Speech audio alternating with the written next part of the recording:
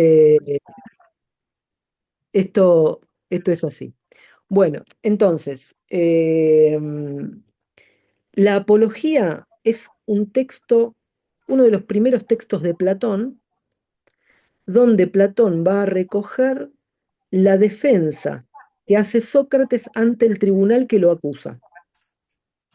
¿Mm? A Sócrates lo matan, ¿sí? Lo mandan a matar. eh, la condena del tribunal es una condena a muerte. Él tiene que beber un veneno que se llama cicuta, que es el veneno de una planta, es como con altos contenidos de arsénico o cianuro, con lo cual el tipo muere, ¿no? Pero bueno, lo que va a recoger Platón es la defensa que hace de sí mismo. En esa época no existían los abogados defensores, entonces el acusado tenía la posibilidad de hablar y defenderse. Entonces Platón en este diálogo lo que hace es recopilar las palabras de Sócrates y cómo él se defiende. Es un texto filosófico fundador, es un texto que funda la filosofía, la apología, por varias razones. Una, por una cuestión metodológica. Metodológica quiere decir que de alguna manera Platón, aunque de manera rudimentaria, ya empieza a vislumbrar algunas de las ideas que va a desarrollar a lo largo del resto de sus escritos. Estamos hablando de que Platón escribió alrededor de 30 diálogos. Platón no escribe tratados, escribe diálogos. Diálogos funcionan como una especie de obrita de teatro, ¿sí? O sea, te estoy contextualizando todo esto asumiendo que vos nunca tuviste relación con esto. Capaz que sí, y yo estoy hablando al pedo, pero prefiero decirte todo esto y que entres en tema. ¿Qué ibas a decir? Muy poquito tengo de lo que es filosofía, y lo que voy aprendiendo en tus otras clases, Buenísimo. pero la realidad que tengo base casi nula, me gusta, pero tengo base casi nula, Ok, ok. exactamente, ¿sí? Pensá que la mayoría de los que están, bueno, Nabil, vos también empezaste así un poquito como en la misma situación, no sé tu caso, Ana, pero estamos más o menos casi todos los que nos metimos en filosofía entramos igual. O sea, Entramos por la herida, como dice Diego. exacto, entraron por la herida. Eh, bueno, es interesante esto que vos traes porque es el tema de la paradoja del conocimiento. La paradoja del conocimiento es si uno sabe de algo, ¿para qué lo quiere aprender? Y por otro lado, si no sabe de algo, ¿cómo sabe que lo que está aprendiendo es correcto? ¿Mm? Es una paradoja, ¿no? O sea, una paradoja que la va a tratar Platón en un diálogo que se llama El Menón, ¿sí? La paradoja del aprendizaje. Si, si, si lo que estoy aprendiendo yo lo sé, si sé lo que es lo que estoy aprendiendo, ¿para qué lo aprendo? Y si no sé lo que estoy aprendiendo, ¿cómo sé que lo que estoy aprendiendo es eso? ¿Mm? Así que bueno, ahí vi que te volviste a conectar, se ve que con otro dispositivo. Bien, vamos Sí, a perdón, empezar. justo estaba en esto, tratando de conectarme en la Ok, compu. ok. Ah, la compu. Bueno, dale, dale nomás. Si te vas a conectar en la compu, entonces, si llegás a ver, Nabil, en algún momento la apología como para pasársela, la pasás al grupo. Eh, ¿Está en el grupo de WhatsApp? ella está en el grupo de WhatsApp, la agregué hace un ratito. Bueno. Perdón, soy yo. Ahí está, se estaba acoplando un poquito el. Ahí está.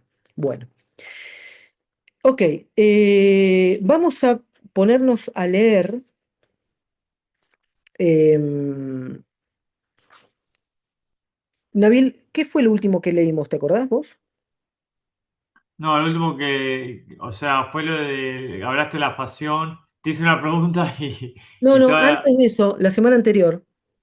Carlos había leído, eh, estábamos en la apología, en la parte de, no es la El frase como se dice, 21A, el no sé, 21A.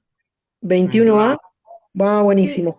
leímos del 21A al 21C, Del 21A al la- 21C. Ah, perfecto, sobre la perfecto. refutación del político. Exacto, bueno, vamos a retomar desde ahí.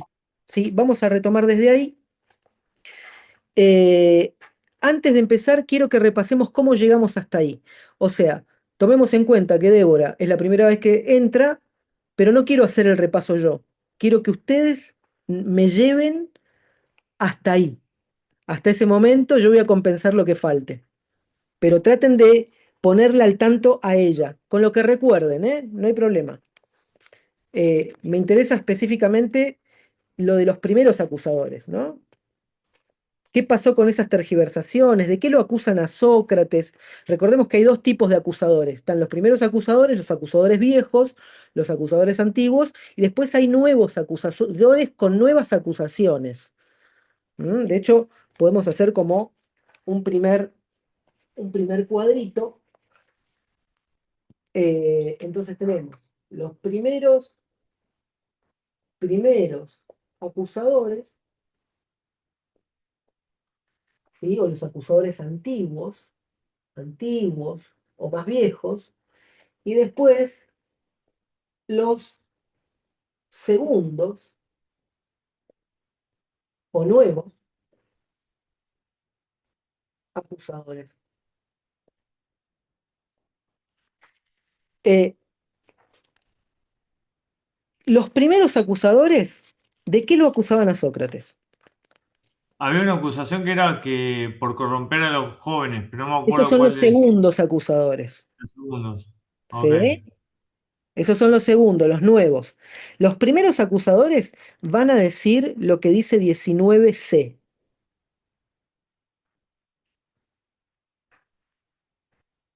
¿Lo tenés ahí, 19c, Ana?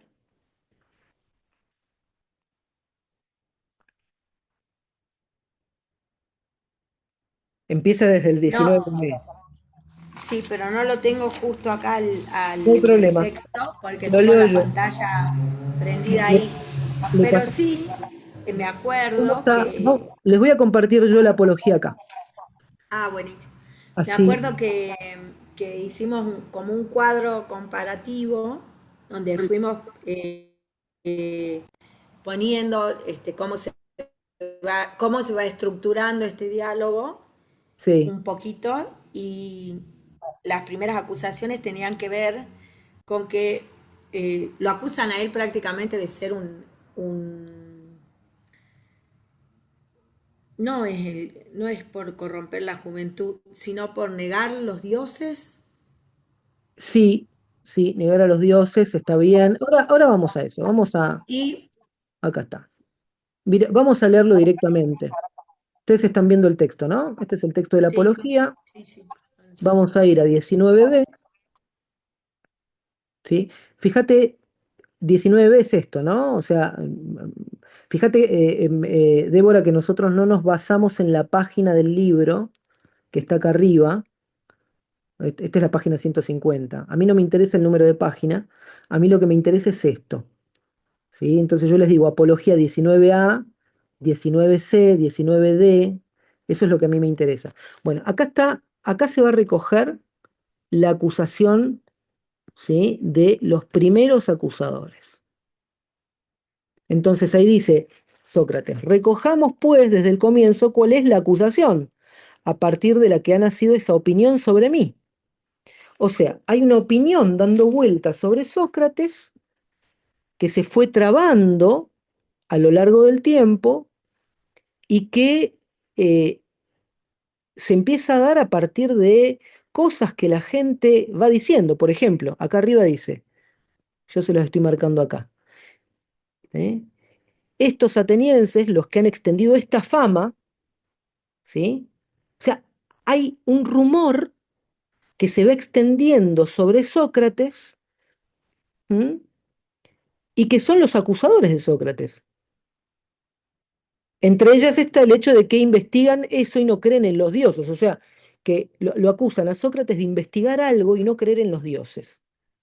Esto de no creer en los dioses en esa época es una acusación muy fuerte. ¿M? Más abajo, fíjense esto, acá va. Eh, Les voy a cambiar el color. Dice, en efecto, estos acusadores son muchos y me han acusado durante ya muchos años. O sea, es algo que viene de hace bastante tiempo. Se empieza a generar una fama en torno a Sócrates, se lo empieza a señalar, como dice la canción, la gente me señala, me acusa con el dedo, ¿sí? Eso pasaba con Sócrates. A Sócrates lo estaban acusando. Y lo acusaban a partir de rumores, lo acusaban a partir de cosas que se decía de él, pero que no necesariamente eran verdad. Era calumnias, rumores que se decían. Bueno, Nosotros como contextualizamos un poquito sí, que tenía que ver con las vinculaciones con el núcleo político muy bien, anterior, muy ¿no? bien. Que de ahí comienzan a desprenderse esos rumores y ese tipo de Exacto. acusaciones. Qué pasaba con eh, Cármides, con, eh, con Cármides, con Critón? ¿Sí? Si nosotros vamos, por ejemplo, a la partecita de atrás del texto de la Apología, nos vamos a encontrar con nombrecitos. Entre ellos está Critón, está Cármides, ¿sí? Eh, está Crátilo, ¿sí? Está Fedro. Todos estos personajes, o la mayoría, tenían vinculaciones políticas. Especialmente Cármides y Critón tienen una vinculación política muy cercana a, y formaban parte de lo que se denominaban los 30 tiranos. Los 30 tiranos son un grupo político revolucionario que eh, habían derrocado al gobierno democrático y claro, cuando estos 30 tiranos son derrocados por otro gobierno democrático, lo que termina sucediendo es que la nueva democracia empieza a ver en Sócrates la semilla de estos tiranos. ¿Por qué? Porque ellos van a decir, a ver, a estos tipos, a estos pibes que hicieron esta revolución, que armaron tremendo quilombo, ¿quién les enseñó? Y bueno, eran discípulos de Sócrates. Entonces la culpa la tiene Sócrates.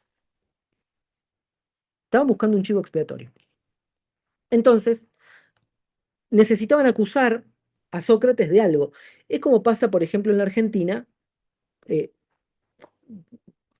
trazando las distancias correspondientes del caso. eh, yo puse el caso de Perón, de Cristina Kirchner, ¿sí? Que son, que se los ha acusado de cosas tremendas, ¿sí? Por ejemplo, o Maduro, ¿no? Se lo ha acusado de ser un jefe de narcotráfico y se empezó a difundir ese rumor. Y a partir de ese rumor, entonces lo convierten en el jefe de un supuesto narcoestado, del cartel de los soles, que no existe, pero claro, este gobierno, el gobierno trampista, se encarga de querer derrocarlo a partir de esos rumores. Y todo el mundo aplaudiéndolo a Trump porque derrocó un narcoestado sin tener la más mínima prueba. Bueno, algo parecido pasa con Sócrates. A Sócrates lo acusan de algo sin ningún tipo de pruebas. ¿Mm? ¿Por qué? Simplemente porque refleja un tipo particular de pensamiento y porque estos jóvenes, tanto Critias como Cármides, que eran parte del círculo cerrado de los 30 tiranos, que habían derrocado la anterior democracia, más similar a la democracia de Pericles, tenían vinculación con Sócrates. Entonces, acá Sócrates lo que hace es comenzar la cuestión de los acusadores tratando de reformular la acusación. Dice, recojamos pues desde el comienzo, porque esto viene de muchos años, cuál es la acusación a partir de la que ha nacido esa opinión sobre mí, por la que Meleto, dándole crédito también, ha presentado esta acusación pública. Veamos, ¿con qué palabras me calumniaban los tergiversadores? Como si en efecto se tratara de acusadores legales, hay que dar lectura a su acusación jurada. Sócrates comete delito y se mete en lo que no debe al investigar las cosas subterráneas y celestes, al hacer más fuerte el argumento más débil y al enseñar estas mismas cosas a otros. Esta es fíjense que la acusación no dice absolutamente nada. No dice nada. Sócrates comete delito y se mete en lo que no debe investigar. No debe investigar, una cuestión moral. Esto lo debes investigar, esto no lo podés investigar. ¿Mm? Las cosas subterráneas y celestes, cuando habla de las cosas subterráneas y celestes, está diciendo el inframundo y el mundo inteligible, es decir, el mundo uránico, el mundo celestial, porque es dominio de los dioses, y el inframundo también es dominio de los dioses, entonces no lo tenés que investigar. Y después dice, al hacer más fuerte el argumento más débil, esto es, para mí, es una de las claves, y después al enseñar estas mismas cosas a otros. Creo que la cuestión fundamental tiene que ver con estas dos últimas ideas.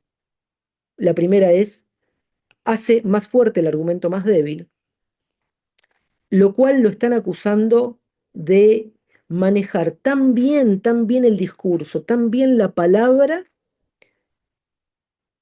que puede hacer que vos cambies de opinión. Y lo más importante de esto, porque esto va increyendo, fíjense que primero empieza con investiga cosas que no tiene que estar investigando, se mete la nariz donde no le importa. La segunda acusación es muy bueno en el debate, ¿sí? Es capaz de tergiversar un argumento a tal punto de hacer fuerte un argumento débil. Pero lo que más les importa a estos acusadores es lo último, enseñar estas mismas cosas a otros. ¿Por qué?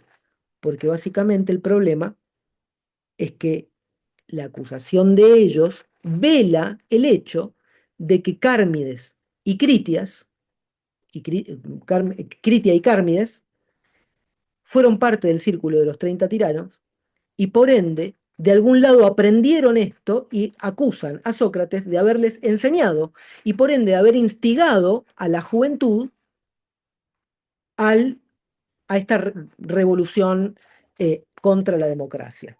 Bueno, La acusación era por como su capacidad de persuadir. exacto, exacto. Que eso está en la acusación media, ¿no? Al hacer más fuerte el argumento más débil.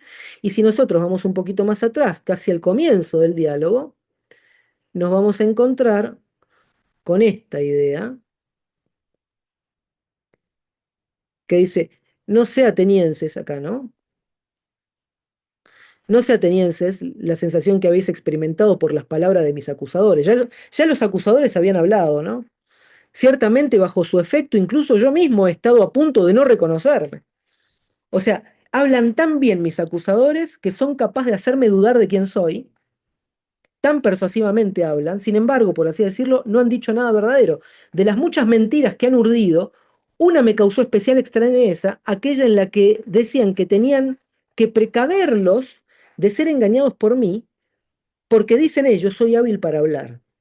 O sea, Sócrates dice, no soy hábil para hablar, es más, ellos hablan tan bien que hasta me hicieron dudar a mí de mí mismo, pero ellos me acusan a mí de que yo los hago dudar a ellos.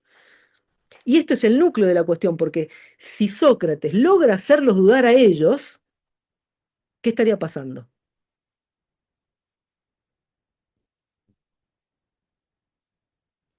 Estaría dándoles la razón. Exacto. Entonces, tiene que poder, o sea, tiene que poder defenderse. O sea, básicamente ellos producen lo que se llama envenenamiento de la fuente. Sus acusadores primeramente hacen un envenenamiento de la fuente. ¿Qué es envenenamiento de la fuente?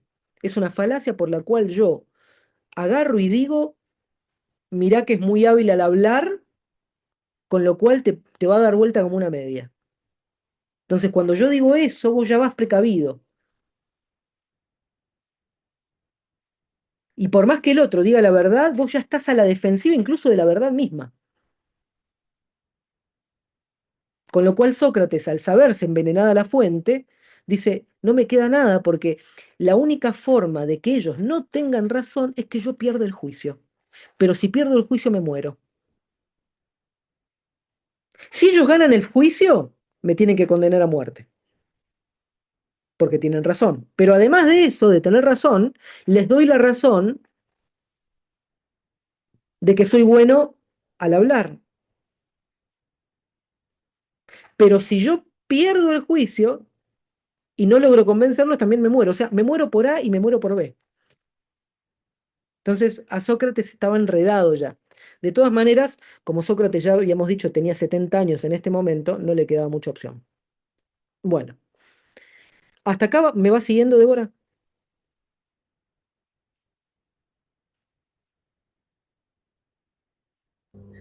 Sí, sí, perdón, todavía estoy aprendiendo a utilizar el Zoom. Sí, te voy aprendiendo. Claro, lo que lo acusaban de que tenía labia, ¿no? Tengo Entre otras entendido. cosas, sí, que tenía mucha labia y lo acusaban de haber corrompido a un grupo de jóvenes para que hagan una revolución contra la democracia. ¿Mm?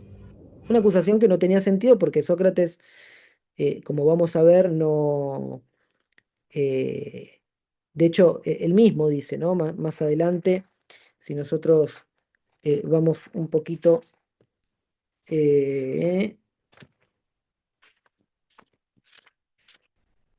en el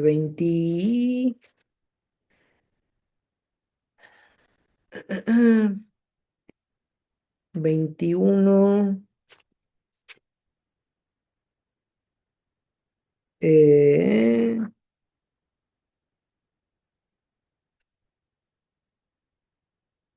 ¿dónde está estos atenienses que esto no?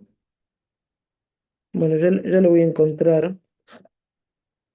No importa. Vamos a ir directo a la primera, a las primeras refutaciones sobre esto, que los vamos a encontrar en 21. 21, 21, 21, 21A, 21C, que es acá.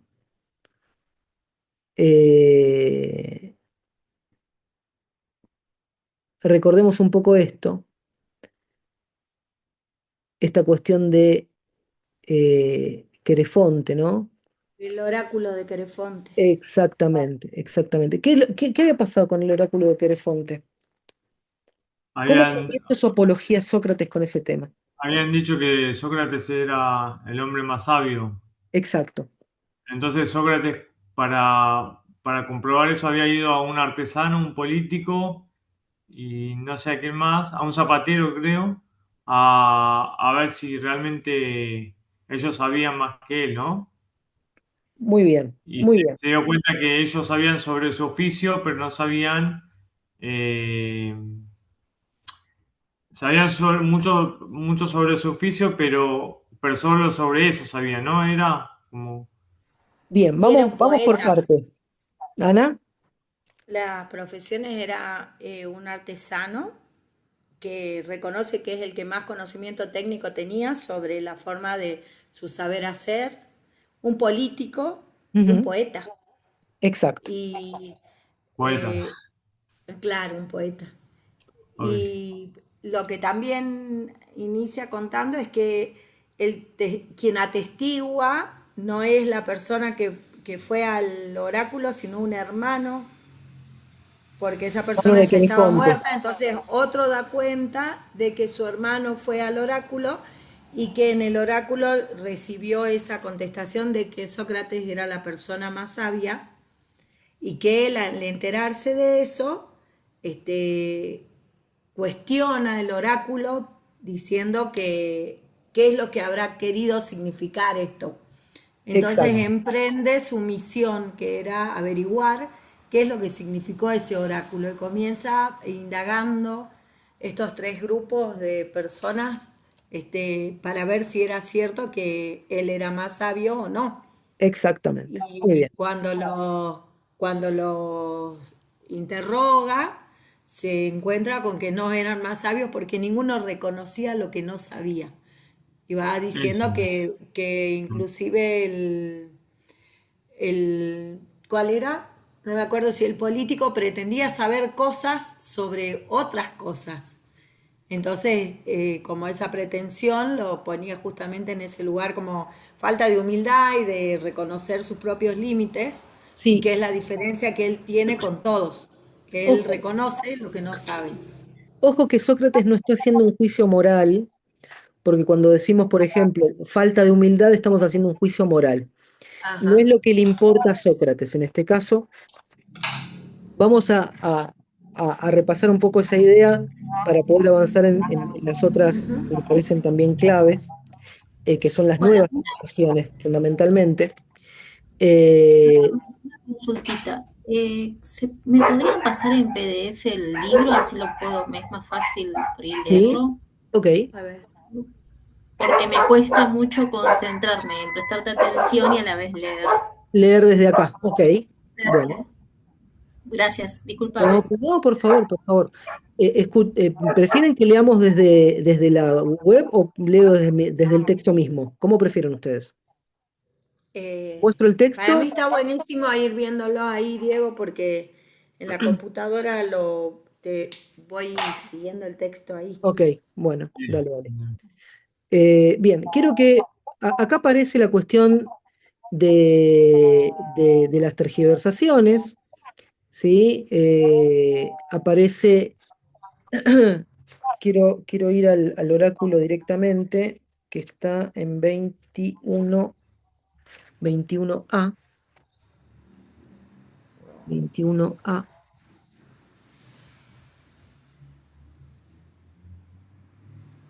esto es 20, 21, acá está. Bueno, en efecto conocéis, empieza acá, ¿no? Que esto es un poco lo que decía Ana recién. En efecto conocíais, sin duda, a Crefonte. Este era amigo mío desde la juventud y adepto al Partido Democrático. Fíjense cómo acá él dice, yo tengo amigos en el Partido Democrático. Ustedes me están acusando de que yo armé quilombo para derrocar a la democracia, pero yo tengo amigos en el Partido Democrático. ¿Se dan cuenta de eso? Cómo lo mete ahí de soslayo. Y fue al destierro y regresó con ustedes. ¿Cuándo fue al destierro? Cuando aparecieron los 30 tiranos. Querefonte era del Partido Democrático, vinieron los 30 tiranos, él fue al destierro, cuando vuelven la democracia, ¿quién vuelve? Querefonte. Entonces, con esto él está diciendo, ojo, ustedes me acusan de que Critias, ¿sí? De que Cármides eran mis alumnos y que yo les enseñé a armar una revolución en contra del Partido Democrático, pero al mismo tiempo ustedes no se dan cuenta de que mi mejor amigo desde la juventud era adepto al Partido Democrático. ¿Se entiende esto que estoy diciendo, no? Él se está defendiendo con esto. Ahí está, lo mandé por WhatsApp al libro de Buenísimo, Guthrie. Guthrie. buenísimo. Igual, ¿ese es el texto de Gaffrey, le mandaste? No, tenés que mandarle la apología. Yo ya la Ah, mandé yo la le mandé. apología. Ah, Yo ya la bueno, yo mandé le mandé todo el texto. Ah, ok, ok. yo la mandé la Pero Bien. yo apología. le leo de ahí. Ok, ok. Bueno, entonces, decía, con esto él ya se está defendiendo, como diciendo, mirá, ustedes me acusan de haber hecho un complot, por ejemplo, contra el peronismo, pero yo tengo mis mejores amigos que son peronistas. No puede ser que yo haga un complot contra el peronismo. ¿Mm? Una cosa sí está queriendo decir, en este caso Sócrates. Dice, y ya sabéis cómo era Querefonte, qué vehemente para lo que él emprendía. Pues bien, una vez fue a Delfos y tuvo la audacia de preguntar al oráculo esto. Pero como he dicho, no protestéis, atenienses. Preguntó si había alguien más sabio que yo. La Pitia, es decir, la sacerdotisa, le respondió que nadie era más sabio. Acerca de esto, o darás testimonio aquí, este hermano suyo, puesto que él ha muerto, ¿no? Ok, él va a tomar esto como una encomendación divina. ¿Mm? La filosofía es una encomendación divina para Sócrates. Hacer filosofía es una misión divina. Él es un discípulo de la filosofía, podríamos decir. Pensad por qué digo estas cosas, voy a mostraros desde dónde ha salido esta falsa opinión sobre mí. Así pues, tras oír yo estas palabras, reflexionaba así. ¿Qué dice realmente el oráculo? ¿Qué indica este enigma?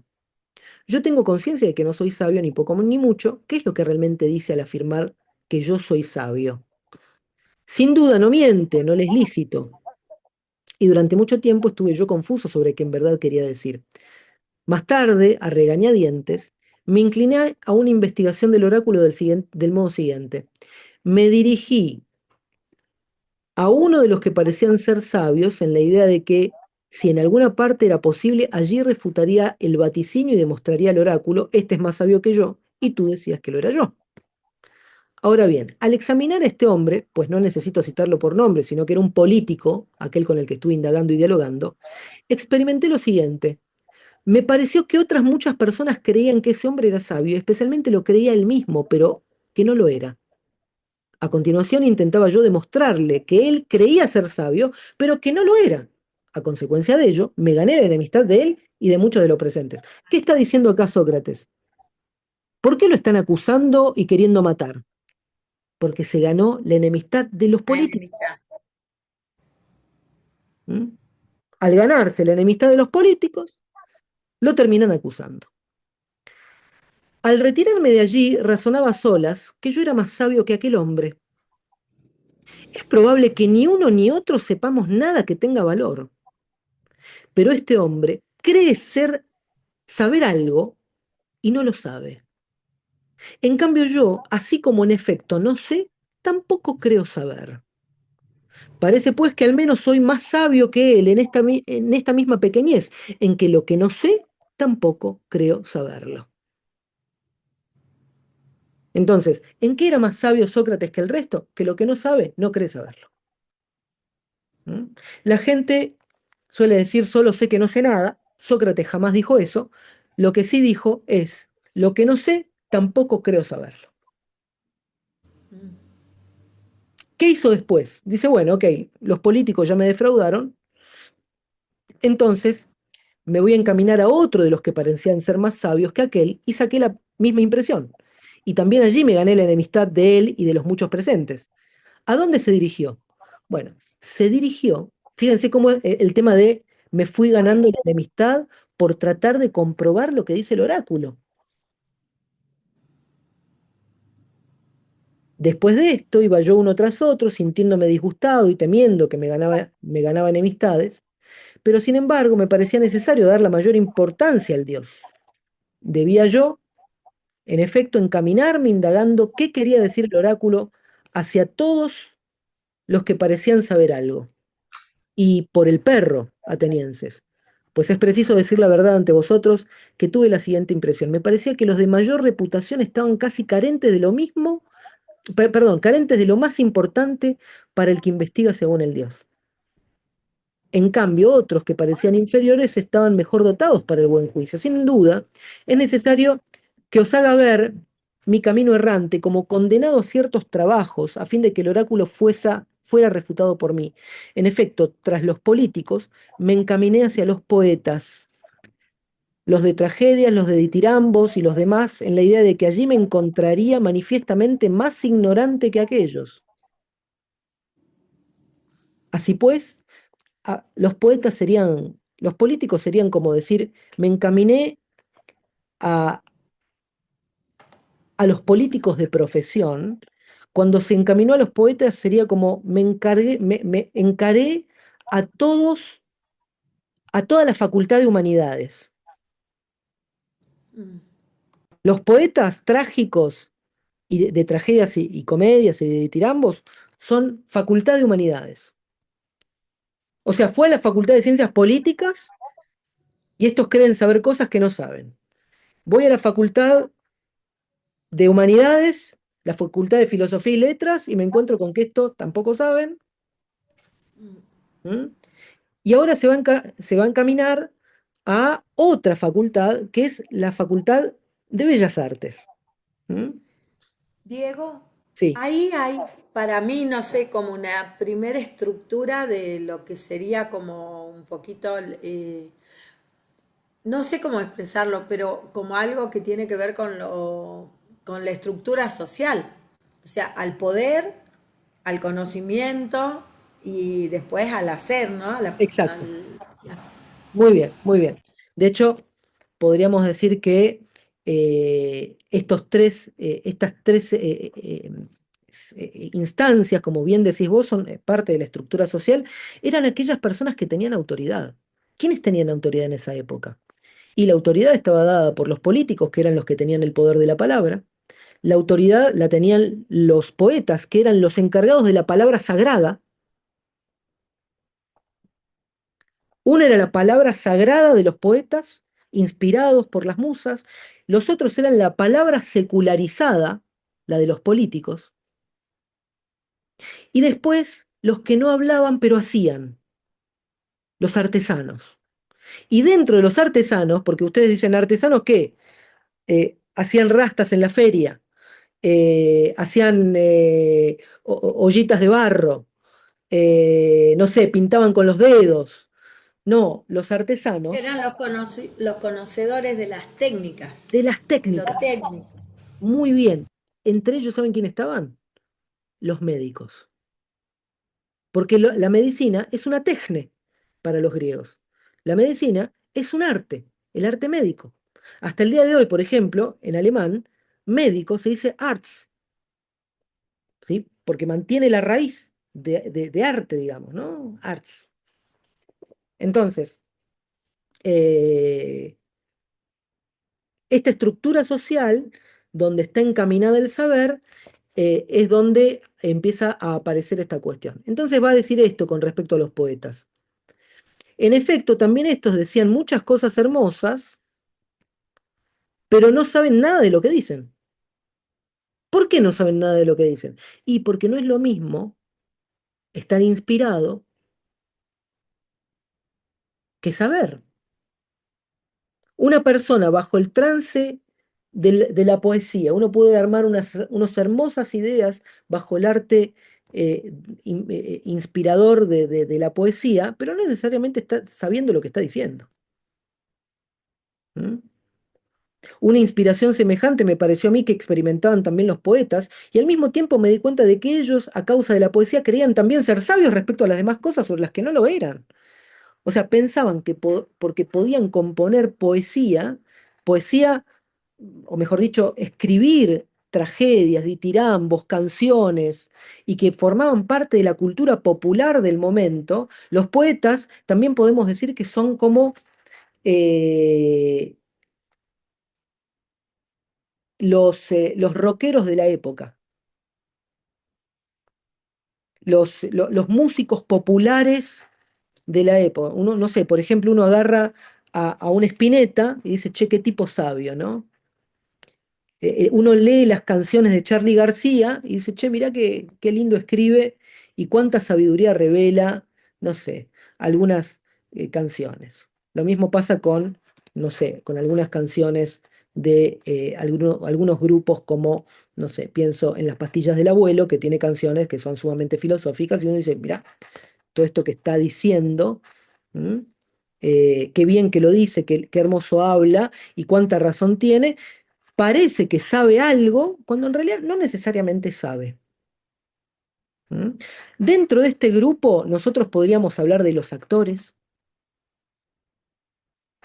actores de comedias, actores, por ejemplo, cuando uno entrevista a un político, perdón, cuando uno entrevista a un actor, no sé, pienso en Casero, pienso en Francella, pienso en los distintos actores que de alguna una u otra forma militan algún tipo de partido. Parece que saben, parecen que son una autoridad, porque claro, uno los escucha hablar y decís, ah, mirá lo que dice, ¿no? Mirá cómo habla. De hecho, Piensen que nosotros hoy estamos gobernados por el sector de los poetas en Argentina. ¿Por qué? Porque si bien no son poetas en el sentido estricto, son la cultura popular. ¿Quiénes nos gobiernan? La cultura popular. Ejemplo, ¿de dónde sale Milei? Milei sale de la cultura popular. Virginia Gallardo, ¿de dónde sale? De la cultura popular. Es diputada por la Libertad de Avanza en Corrientes. ¿Mm? Todo ese mundillo de parias que nos gobiernan hoy, ¿de dónde salen? De la cultura popular. ¿Cómo surgieron? Y porque el pueblo los aplaudía, ¿no? Porque eran parte del populacho que estaban aplaudiendo. Entonces Sócrates dice, bueno, ellos, por ejemplo, no sé, Milei uno lo escuchaba y podía estar en desacuerdo, o acuerdo, en desacuerdo, pero él no dejaba de ser un personaje mediático. Hoy nos gobiernan los mediáticos. Ahora aparece Dante Gebel. Dante Gebel, ¿a qué sector representa? También representa la cultura popular. La cultura religiosa popular.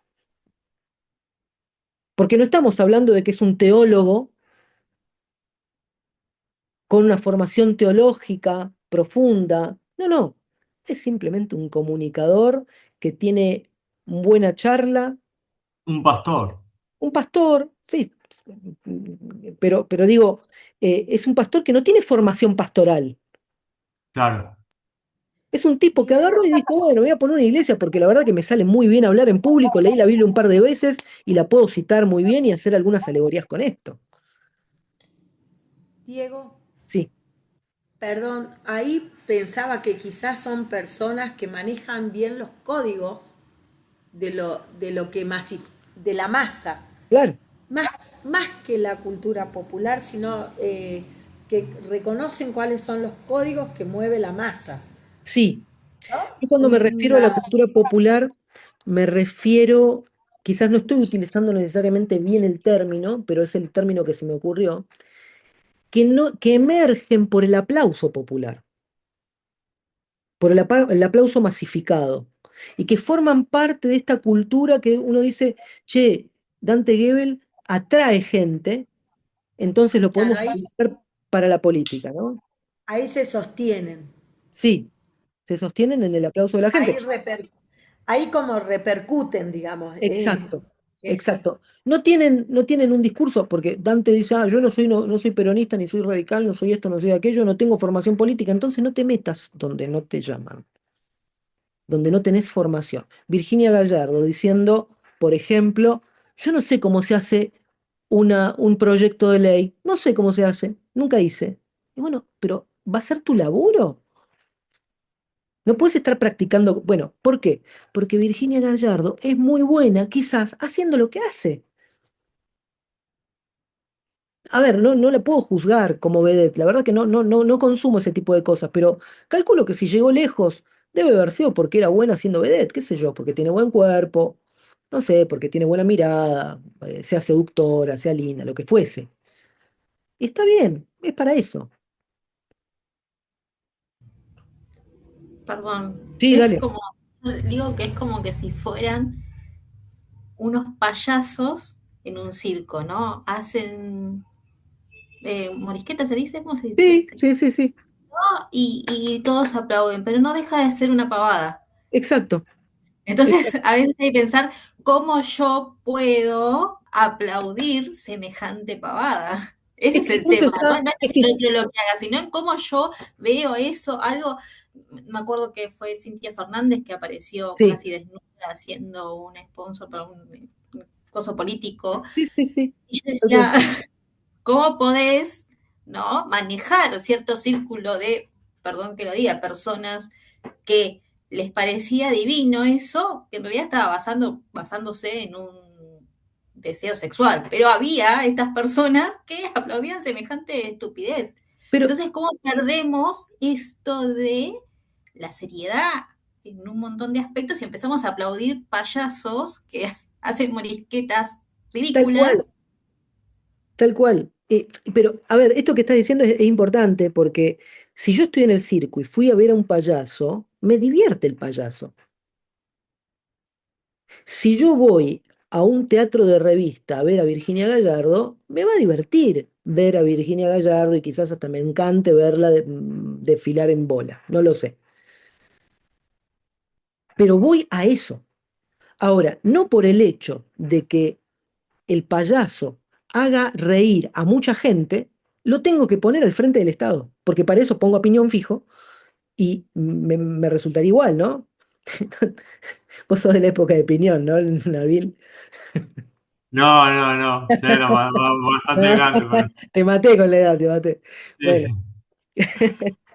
Lo tremendo me parece a mí que es, no sé cómo nos convencen de que ese es el modo de permanecer ahí. claro, Porque lo cierto es que creo que la mayoría de la gente de mi generación tienen como otra concepción de la política, ¿no?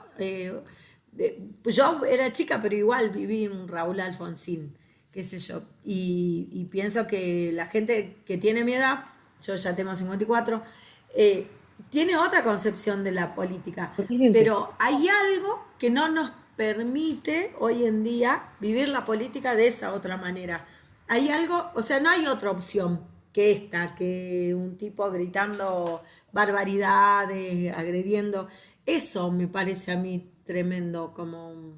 A mí me resulta Sí, muy porque no loco. importa lo que pensemos, ¿me entendés, Diego? No importa lo que No, pensemos. El algoritmo nos lleva puesto. Es sí, como, no tenemos opción. sí, sí. Y creo Creo que que, nos manejan, perdón, no, creo no, que nos manejan desde el populismo también, ¿no? Esto sí, de que el ser humano es un poco muy maleable de ir por las masas, ¿no? A veces de no darse cuenta y no pensar por uno mismo. Entonces vos empezás a ver Instagram, empezás a ver Facebook y empezás a ver cómo empiezan por ahí mucha gente a decir esto. Y entonces yo creo que también es eso. Cuando vos no tenés una idea clara o no tenés por ahí un par de patitos en fila, los patitos en fila, entonces empezás a guiarte no sé, por ejemplo, esta chica que es la coqueta, no sé, y a veces uno los ve, no es por juzgar a nadie, pero ves que hay gente queriendo pedirle un autógrafo, ¿no? Y totalmente. entonces vos ahí decís, Estás bueno, confundiendo los tantos. sí, Totalmente, totalmente. Pero esto, ojo, esto no termina acá porque nosotros estamos ya, a ver, Sócrates fue a los políticos, ¿sí? Sócrates fue a los poetas. Dijimos, los políticos no solamente abarcan, es un grupo que tiene un manejo de la palabra, ¿sí? La palabra secular, la palabra secular, la palabra profesional, si se quiere, ¿no? Son profesionales de la palabra, el político de la época, es el sofista, el orador, buenos oradores. Esta era eh, la época de un Alfonsín, la época de un Menem. Podemos putear a Menem todo lo que ustedes quieran, pero era buen político en el sentido del manejo de la técnica política, ¿no? Podemos pensar en la política de Perón, en la política de un Ilía, de la política de un Ricardo Balbín, ¿sí? O sea, es esto. Habla de tres épocas también. Esto habla de tres épocas. Y ahora viene la tercera, ¿no? Ahora vamos a ir a la tercera. Y ahora tenemos la época de los poetas, que es, los poetas es la palabra que entretiene. Mm. Es la palabra que entretiene, la palabra que divierte, la palabra que atrae la atención, la palabra que te hace pasar el rato. ¿M? Mm. Y después tenemos, ahora vamos a ir a los artesanos. Artesanos. Que como dijimos, ¿cómo se dice arte en griego? Techne. Techne. La técnica. Que nosotros de acá tenemos la palabra técnica, tecnología. Entonces, los artesanos, ¿a qué grupo representan en la modernidad? A los tecnócratas. Claro. Acá tenemos Silicon Valley, tenemos Facebook, tenemos Meta, tenemos el algoritmo. Este grupo de los tecnócratas, ¿sí?, son los que controlan hoy la palabra que divierte.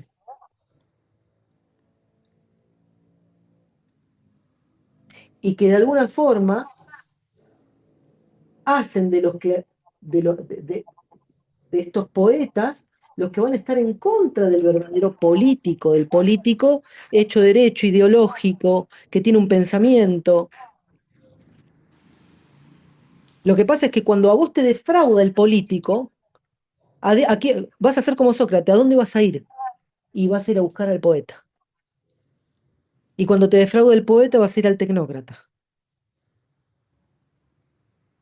Entonces vas a creer que los grandes grupos empresarios son los que deben dominar el mundo. Acá tenemos a Thiel, ¿no? Acá tenemos a este gigante que hoy domina toda la esfera tecnológica, que es este personaje que se encargó de, ¿cómo es que se llama la empresa esta? Bueno, no me acuerdo. Pantos, ¿no es algo así, Pantos? Sí, sí, sí, ya me voy a acordar. El que está acá, que compró una casa hace poco acá en la más cara de Argentina. Sí, sí, sí, sí, que se reunió con Milei y demás. Bueno, Sí. digo, acá tenemos Silicon Valley, acá tenemos los grandes grupos empresarios tecnológicos, acá tenemos los dueños de la inteligencia artificial. Fíjense cómo la historia se repite, ¿no? Se vuelve a repetir. Estos tres sistemas, estos tres elementos sociales que existían en Grecia siguen apareciendo hasta el día de hoy. Bueno, va a ir a los artesanos y va a decir lo siguiente, ¿no? Dice, en último lugar me encaminé hacia los artesanos. Ella consciente de que yo, por así decirlo, no sabía nada. En cambio, estaba seguro de que encontraría a estos con muchos y bellos conocimientos. A nosotros mismos nos pasa. Ustedes agarran a un tipo que es experto en inteligencia artificial y te pasa el trapo. Un tipo como, por ejemplo, Elon Musk, tipo que la tiene súper clara, súper inteligente. ¿Sí? Palantir era, digo. Palantir, ahí está, Palantir. Bueno, el tipo que creó Palantir es un genio. Steve Jobs, un genio. Tiene conocimientos que nosotros no tenemos. Como Sócrates dice, los artesanos sabían cosas que yo no puedo saber. Y en estos no me equivoqué, dice, pues sabían cosas que yo no sabía y en ello eran más sabios que yo. Pero atenienses, me pareció a mí que también los buenos artesanos incurrían en el mismo error que los poetas. Por el hecho de que realizaban adecuadamente su arte, cada uno de ellos estimaba que era muy sabio también respecto a las demás cosas. Creían que porque eran buenos artesanos podían hacer buena política, creían que porque eran buenos artesanos podían dirigir al pueblo. Creían que porque son buenos tecnócratas, porque dirigen empresas, porque llevan adelante la mejor tecnología de inteligencia artificial, ahora pueden dedicarse también a cuestiones políticas e incluso, muchos de ellos, a cuestiones de índole espiritual. Entonces lo vas a encontrar también, estos artesanos tecnócratas, hablándote de la meditación, de cómo quebrar el yo, ¿sí? ¿Por qué? Porque por el hecho de que realizaban adecuadamente su arte, cada uno de ellos estimaba que era muy sabio también respecto a las demás cosas, incluso las más importantes, y ese error velaba su sabiduría. De modo que me pregunté yo mismo, en nombre del oráculo, si prefería estar así, como estoy, no siendo sabio en la sabiduría de aquellos ni ignorante en su ignorancia, o tener estas dos cosas que ellos tienen. Así pues, me contesté a mí mismo y al oráculo que era ventajoso para mí estar como estoy. No saber, pero tampoco querer saber. ¿Mm? Bueno, el punto está en que a causa de esta investigación me he creado muchas enemistades muy duraderas y pesadas, de tal modo de que ellas han surgido muchas tergiversaciones y el renombre de que soy sabio. ¿Mm? Entonces, eh, esto es básicamente las acusaciones de Sócrates. Bueno, pasado, después de haber hecho todo esto, dice, y acá entra la cuestión de cómo aparecen Critias y Cármides. Dicen que a partir de eso, los jóvenes que me acompañan espontáneamente, los que disponen de más tiempo, los hijos de los más ricos, se divierten oyéndome examinar a los hombres y con frecuencia me imitan e intentan examinar a otros y naturalmente encuentran, que, creo yo, gran cantidad de hombres que creen saber algo pero que saben poco o nada. En consecuencia, los examinados por ellos se irritan conmigo y no consiguen y no consigo mismos y dicen que un tal Sócrates es malvado y corrompe a los jóvenes. Entonces él dice, bueno, mira, yo a lo que me dedico es, voy por las calles, voy dialogando con la gente y me pongo a refutar sus argumentos, y los jóvenes que me siguen, que tienen tiempo libre y no tienen que estar trabajando y demás, se divierten siguiéndome, se divierten siguiéndome, y cuando me escuchan refutar a los que saben, se recontracopan y quieren imitarme y hacen lo mismo, y ellos también refutan a otros, y cuando refutan a otros, estos se sienten molestos y no se enojan con ellos mismos, sino que enojan conmigo porque piensan que yo les enseñé a hacer eso. Yo no les enseñé nada, dice Sócrates. ¿Mm? Por eso dice, cuando alguien les pregunta qué hace y qué enseña, no pueden decir nada, lo ignoran. Pero para no dar la impresión de que están confusos, dicen que es usual contra todos los que filosofan, es decir, las cosas del cielo y los que están bajo la tierra no creen en los dioses y hacer más fuerte el argumento más débil. Es decir, dice, como no saben de qué acusarme, dicen lo que dicen de todo el mundo cuando lo quieren acusar. ¿Mm? Bien. Y acá dice, dentro de los distintos grupos, dice, van a aparecer estos tres. Dice, como consecuencia de esto, me han acusado Meleto, Anito y Licón. Meleto, irritado en nombre de los poetas. Anito, en el nombre de los demiurgos y el de los políticos. Y Licón, en el nombre de los oradores.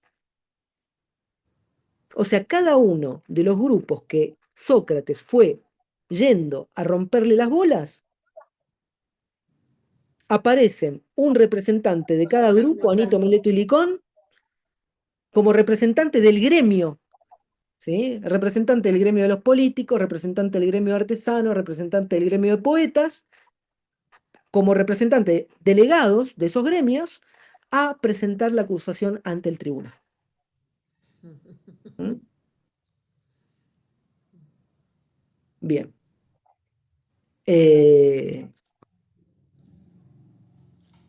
Y después va a aparecer la segunda acusación, ¿sí? Los segundos acusadores. Dice, acerca de las acusaciones que me hicieron los primeros acusadores, sea esta suficiente defensa entre vosotros. O sea, con esto ya termina los primeros acusadores. Yo con esto ya los refuto. Yo los voy a refutar, ¿por qué? Porque me tienen bronca. Anito, Meleto y Licón son los que me tienen bronca porque yo me dediqué a refutarlos y demostrar que no saben una goma. Y como no encontraban nada con qué acusarme, inventaron estas acusaciones. ¿Mm? Contra Meleto, porque ahora después lo va a agarrar uno a uno, ¿sí? Hasta ahora los refutó en términos genéricos. Ahora va a tomar a cada uno y los va a refutar a cada uno. Contra Meleto, el honrado y el amante de la ciudad, esto es ironía pura, ¿m? Según él dice, y contra los acusadores recientes, voy a intentar defenderme a continuación. Tomemos pues a su vez la acusación jurada de esto. Fíjense que estamos hablando de acusaciones juradas. Esto de acusación jurada es porque en una época donde no existían cámaras de video, cómo se revisaba la verdad. Y la persona tenía que decir la verdad y jurar. Como hoy, ¿jura decirte toda la verdad, nada más que la verdad? Sí, juro, se dice en el estrado. Bueno, entonces, la acusación jurada de estos, dado que son otros acusadores. Es así, dice, Sócrates delinque corrompiendo a los jóvenes y no creyendo en los dioses en los que la ciudad cree, sino en otras divinidades nuevas. Lo acusa de dos cosas, de corromper a la juventud y de introducir nuevas deidades. Lo acusan de apostasía, básicamente. ¿Mm? Y acá viene la técnica socrática de refutación, porque lo que va a hacer es examinar punto por punto. Y empieza. Dicen en efecto que yo delinco corrompiendo a los jóvenes. Yo por mi parte afirmo que Meleto delinque porque bromea en asunto serio, sometiendo a juicio con ligereza a las personas y simulando esforzarse e inquietarse por cosas que jamás le han preocupado. El delito de Meleto, dice Sócrates, es haber jurado en una acusación y tomar por tonto a los dioses, porque el juramento se hace delante de los dioses, bromeando en asunto serio. Y dice, voy a intentar demostrarles esto. Y ahí dice, vení acá, Meleto, vení acá. ¿No es cierto que consideras de la mayor importancia que los jóvenes sean lo mejor posible? Empieza, fíjense, el proceso refutatorio. Empieza pregunta-respuesta. Meleto responde, yo sí. Di entonces a estos, ¿quiénes lo hacen mejores? Pues es evidente que lo sabes, puesto que te preocupa. En efecto, has descubierto al que los... A ver.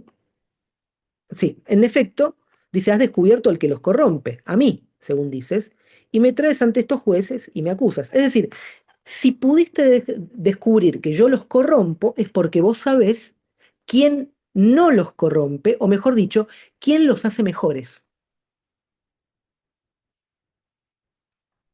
Vamos, di y revela quién es el que los hace mejores. ¿Estás viendo, Meleto, que callas y no puedes decirlo?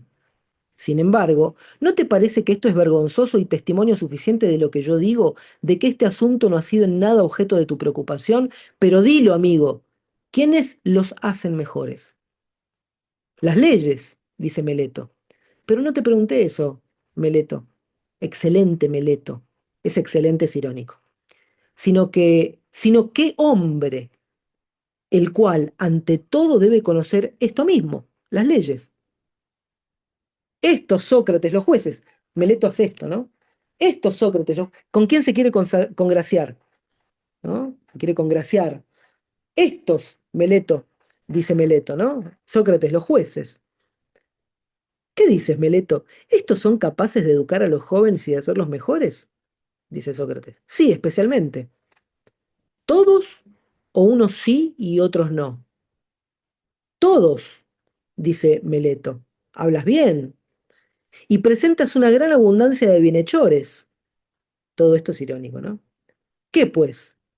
¿Los que nos escuchan los hacen también mejores o no? O sea, dijo, los jueces son los que se pronuncian, pero después hay testigos. ¿Los que nos escuchan también los hacen mejores? ¿Y qué hace Sócrates con eso? Lo pone en un brete a Meleto. Porque si Sócrates le dice, los jueces los hacen mejor, ¿y los que los escuchan? Y si dice, los escuchan no, los testigos se ponen en contra de Meleto. Como no, Meleto no quiere ponerse en contra a la audiencia, dice, ellos también los hacen mejores. Ok.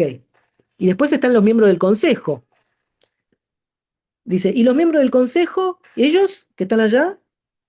Y también los miembros del consejo, porque si dice que los miembros del consejo no los hacen mejores, entonces se pone a los miembros del consejo en contra de Meleto. Entonces Meleto dice, no, ellos también. Pero entonces, Meleto, ¿acaso los que asisten a la asamblea, los asambleístas, corrompen a los jóvenes? O sea, aparte tenemos a los que escuchan, tenemos a los jueces, tenemos al consejo y tenemos a los asambleístas. ¿Esos corrompen a los jóvenes? ¿O también ellos en su totalidad los hacen mejores? Y dice también aquellos, porque no se va a poner los asambleístas en contra de Meleto. Después tiene que salir a la calle, Meleto. Entonces, no se, Sócrates le pregunta por los jueces, dice los jueces hacen mejores. Pregunta por los oyentes hacen mejores. Pregunta por el consejo, los consejeros hacen mejores. Pregunta por los asambleístas, no, ellos también hacen mejores. Entonces, Meleto dice también ellos. Luego, dice Sócrates, según parece, todos los atenienses, porque los atenienses, ¿cómo está compuesto? Está compuesto por los jueces, está compuesto por los oyentes, está compuesto por los asambleístas, está compuesto por el consejo. Todos los hacen mejores, buenos y honrados, excepto yo. O sea, solamente yo los corrompo. ¿Eso es lo que dices? O sea, fíjense cómo lo engrampa a Meleto. ¿Qué dice Meleto? No le queda otra que decir muy firmemente, digo eso. O sea, el único que corrompe a los jóvenes en toda Atenas sos vos. Sócrates dice, me atribuye sin duda un gran desacierto. Dice, contestame, ¿te parece a ti que es también así respecto a los caballos? ¿Son todos los hombres los que los hacen mejores y uno solo el que los resabia? O sea, los que los corrompe. ¿O todo lo contrario, alguien solo o muy pocos, los cuidadores de caballos, son capaces de hacerlos mejores y la mayoría, si se trata de los caballos y los utilizan, los echan a perder? Le pone un ejemplo clásico, ¿no? ¿No es así, Meleto, con respecto a los caballos y a todos los otros animales? Sin ninguna duda, digáis que sí o digáis que no, tú y Anito. Sería en efecto una gran suerte para los jóvenes si uno solo los corrompe y los demás que los ayuden. O sea, lo que está diciendo es, en una ciudad no puede ser que el bando esté dividido entre uno que lo corrompa y el 99% los hace más sabios. Lo más probable es que en una ciudad haya gente buena y gente mala, gente que corrompa y gente que los haga mejores en grados diversos, pero no se puede cargar toda la tinta en una sola persona, con lo cual lo está acusando de algo a Meleto y Anito. Pues bien, Meleto, has mostrado suficientemente que jamás te has interesado por los jóvenes y has descubierto de modo claro tu despreocupación, esto es, que no estás aquí cuidando de nada de esto por lo que tú me traes aquí. O sea, básicamente lo está acusando de tener un problema personal con él. O sea, la razón por la cual vos me acusás a mí no es porque yo los corrompo. La corrupción de los jóvenes no te importa, porque si te importara, sabrías que en una nación que tiene 30.000 habitantes, no puede ser que 29.999 los hagan mejores y solamente uno los corrompa.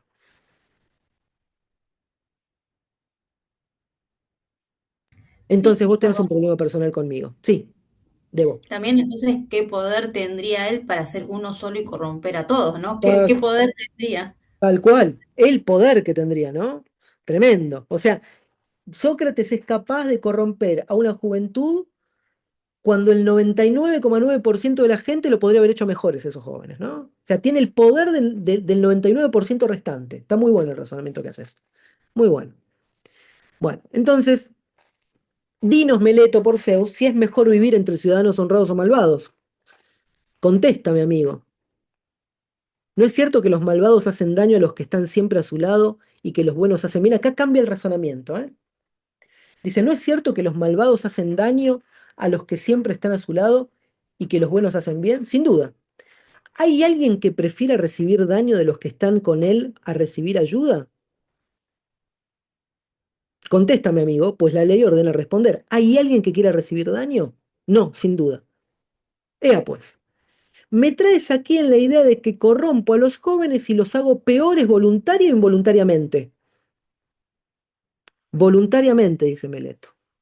¿Qué sucede entonces, Meleto? ¿Eres tú hasta tal punto más sabio que yo? Siendo yo de esta edad y tú tan joven, que tú conoces que los malos hacen siempre algún mal a los más próximos a ellos y los buenos bien. En cambio yo, por lo visto, he llegado a tal grado de ignorancia que desconozco incluso que si llego a ser malvado a alguien de los que están a mi lado, corro peligro de recibir daño de él y este mal tan grande lo hago voluntariamente, según tú dices. Quiero graficar este razonamiento porque es maravilloso. Este es, me parece exquisito el razonamiento que hace acá Sócrates. Fíjense esto, dice,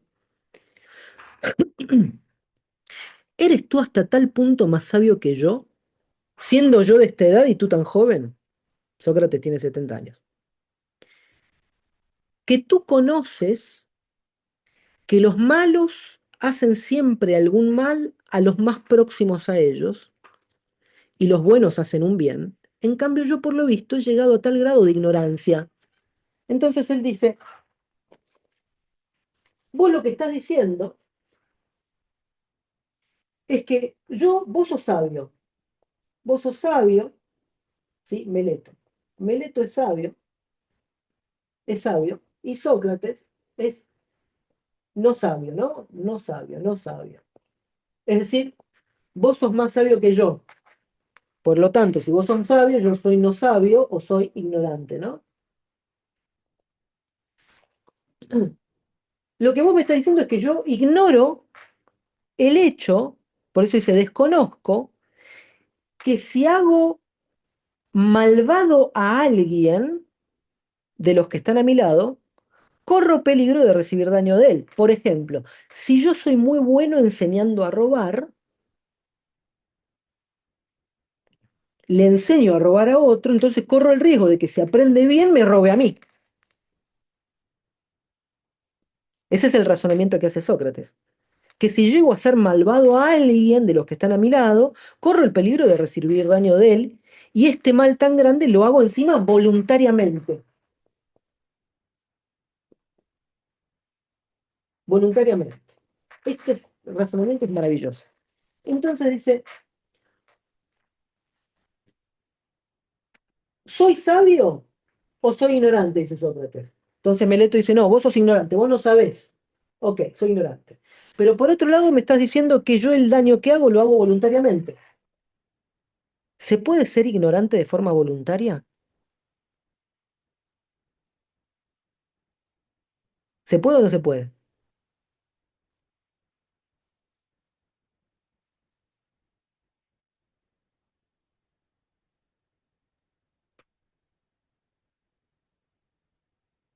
Si ves todos los días Piñón Fijo, sí, Bueno, en ese caso tendrías la voluntad de ver piñón fijo y de sí, divertirte, y eso como consecuencia te haría ignorante, pero vos podés aprender voluntariamente, pero no sos voluntariamente ignorante. O sea, claro. la ignorancia es una condición negativa por sí misma, mientras que la voluntariedad es una condición positiva por sí misma. Yo no puedo ser voluntariamente ignorante. La ignorancia es siempre involuntaria. Cuando ustedes dicen no sé, a ver, pueden estar mintiendo, ¿eh? Pueden decir que no saben, pero si no saben sinceramente, no, esa ignorancia no es voluntaria, simplemente no saben. La verdadera ignorancia es involuntaria. Vos me estás acusando de que yo desconozco, le dice a Meleto, dice, he llegado a tal grado de ignorancia, porque fíjense, Sócrates le hace reconocer que él, aunque es joven, es más sabio que él. Y es más sabio porque él se dio cuenta de que Sócrates es tan pero tan ignorante que ignora que al enseñarle a hacerse malvado a otro, corre el peligro de que el mal se le vuelva en contra. Le enseño a robar tan bien que él me va a terminar robando. Le enseño a matar tan bien que me va a terminar matando. Le enseño a mentir tan bien que me puede terminar mintiendo. Entonces le dice a Meleto, vos sos sabio, yo soy ignorante. ¿Estamos de acuerdo? Sí, estamos de acuerdo. Y soy tan ignorante que nunca me di cuenta de que enseñándole el mal a otro corro el riesgo de hacerme mal a mí mismo. ¿Estamos de acuerdo? Meleto dice, estamos de acuerdo. Y encima lo que estás diciendo es que yo hago esto voluntariamente. Sí, ok, ahí entro en contradicción. No se puede ser ignorante de forma voluntaria, porque la ignorancia es siempre involuntaria. El que no sabe, no es que no sabe porque, eh, podríamos decir, hizo un curso para no saber. O sea, nadie hace un curso para permanecer ignorante. ¿Mm? La ignorancia es una condición negativa, es la condición por default, es una condición involuntaria. Piensen en cualquier cosa que ustedes no sepan. Por Es ejemplo, como que no hay culpa en la ignorancia. no hay culpa en la ignorancia, exacto. Pero Podemos, vamos a esto, ¿no? No pensemos en términos de leyes, porque, por ejemplo, alguien podría decir, bueno, la ley no admite ignorancia, y eso es cierto. Si uno debería saber. Eh, por eso, perdón, no es culpa, no hay intención en la ignorancia. Y no hay intención en la ignorancia, no hay voluntariedad en la ignorancia. podríamos poner el Sí. ejemplo de que no podemos culpar a un bebé que todavía no camina de que es ignorante en caminar, En porque caminar, por ejemplo, es su condición, ¿sí? Es su condición. Pero esto que dice Ana es muy cierto, tiene que ver con la intencionalidad. Obviamente que la intencionalidad es un aspecto psicológico, es una cuestión más cognitiva, y acá lo que está planteando Sócrates es una cuestión de voluntariedad, voluntaria. ¿Sí? Entonces podemos jugar con la idea de intención. Acá lo que dice Sócrates es, vos me estás diciendo que yo soy ignorante y que lo hago intencionalmente. O sea, si soy ignorante no lo puedo hacer intencional. Nadie es ignorante de forma intencional. O sea, el que es ignorante es porque no lo sabe. El que no sabe, no sabe. Y muchas veces el que no sabe, no sabe que no sabe. ¿Mm? Entonces le dice, mi ignorancia es tan grande que encima lo hago voluntariamente. Esto no te lo creo, Meleto. Y pienso que ningún otro hombre, nadie puede creer, ¿sí?, que soy voluntariamente ignorante, porque son condiciones que se contraponen. Después dice, en efecto, o no los corrompo, a razón de esto es, o no los corrompo, no corrompo, ¿sí? O si los corrompo, lo hago, los corrompo, lo hago involuntariamente. Es decir, que si voluntariamente soy ignorante, puede ser que no los corrompa, o puede ser que si los corrompo lo haga por ignorancia. Si no los corrompo, no merezco juicio. Y si los corrompo porque involuntariamente soy ignorante, entonces tampoco merezco juicio. Y volvemos a la cuestión del saber, ahí, porque es lo que él plantea con los tres núcleos, digamos, de personas al comienzo, que Exacto, no saben que no saben lo que no saben. exacto. ¿Qué es lo que hace Meleto? Meleto básicamente lo está acusando sin saber, o mejor dicho, lo está acusando simplemente por lo que dice la mayoría. ¿Mm? Y si los corrompo involuntariamente por esta clase de falta, la ley no ordena hacer comparecer a uno aquí, al tribunal, sino tomarle privadamente y enseñarle y reprenderle. Es decir, si no los corrompo, no merezco juicio. Y si los corrompo involuntariamente, tampoco merezco juicio. Y encima de eso, me tienen que hacer un curso, ¿sí? Me tienen que enseñar lo que no sé. Entonces tampoco tengo que estar acá. Pues es evidente que si aprendo, cesaré de hacer lo que hago involuntariamente. Tú has evitado y no has querido tratar conmigo ni enseñarme, porque vos me viste, o sea, para que vos sepas que yo corrompo a otro, vos tendrías que haberme visto corromperlo. Si me viste corromperlo, asumiste que lo hago voluntariamente o involuntariamente. Si asumís que lo hago por ignorancia, te contradecís vos mismo, pero si suponemos que lo hago por ignorancia, no viniste, si vos sos más sabio que yo, no viniste a decirme, che, te estás equivocando. En cambio, me traes acá donde es ley traer a los que necesitan castigo y no enseñanza. Fíjense cómo lo da vuelta a Meleto. ¿Mm? Lo da vuelta. Bueno, vamos a hacer hasta acá. Eh,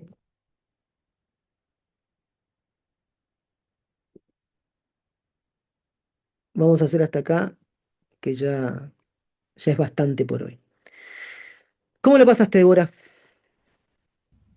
bien, muy bien. A mí me encanta aprender. Obviamente, como dije, soy muy ignorante en esto, recién comienzo, pero me gusta mucho aprender. Y la verdad que me encanta cómo enseñás. Estoy en la clase de los lunes, después me uní a una clase un miércoles, creo que fue, Y bueno, mientras que se pueda, se va a seguir aprovechando la oportunidad porque me hace bien también charlar Me alegro y mucho. aprender. Creo que aprender nos hace bien. Me alegro mucho, Débora. Me alegro mucho que te hayas podido sumar. Gente, los voy a abandonar. Mañana tengo clases también al mediodía, sí, al mediodía, así que tengo que terminar de hacer algunas cosas. Mi día de trabajador hoy termina tarde, así que los voy a abandonar hasta aquí. Que tengan muy buen fin de semana y nos estamos viendo el lunes. ¿Mm? Chao, hasta luego, Hasta la Bruno. próxima. Sigan Chao, Diego, leyendo. gracias. No, chau, chau. Chao. Adiós.